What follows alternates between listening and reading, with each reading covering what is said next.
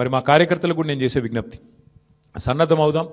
అన్ని రకాలుగా ప్రజాక్షేత్రంలో మనం ఈ ప్రభుత్వాన్ని నిలదీయడంలో సఫలమైనాం. ముఖ్యంగా మా సోషల్ మీడియాలో పనిచేసే మా తమ్ముళ్ళు చెల్లెళ్ళకు కూడా నేను హృదయపూర్వకంగా అభినందనలు చెప్తా ఉన్నాను. సోషల్ మీడియాలో మీరు చేస్తున్న పని, మీకెవరికి నేనేమి పార్టీ తరపున జీతం ఇవ్వడం లేదు, మీకెవరికి నేను ఇచ్చేదేమీ లేదు.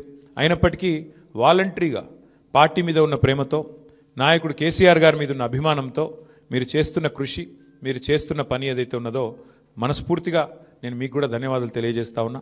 అట్లాగే మా పార్టీ కార్యకర్తలకు, మరి మా గులాబీ కుటుంబ సభ్యులందరికీ నేను చేసే ప్రార్థన, దీంతో మనం నిరాశపడవలసిన అవసరం లేదు, బాధపడవలసిన అవసరం లేదు. తప్పకుండా ముందుకు పోదాం. అట్లా అనుకుంటే ఇవాళ జాతీయ స్థాయిలో కూడా మీరు చూసినట్టయితే మరి కాంగ్రెస్ పార్టీ బీహార్లో తన ఉనికిని కోల్పోయే పరిస్థితి ఉన్నది. కాబట్టి ఇవన్నీ సహజం, గెలుపులు ఓటములు సహజం.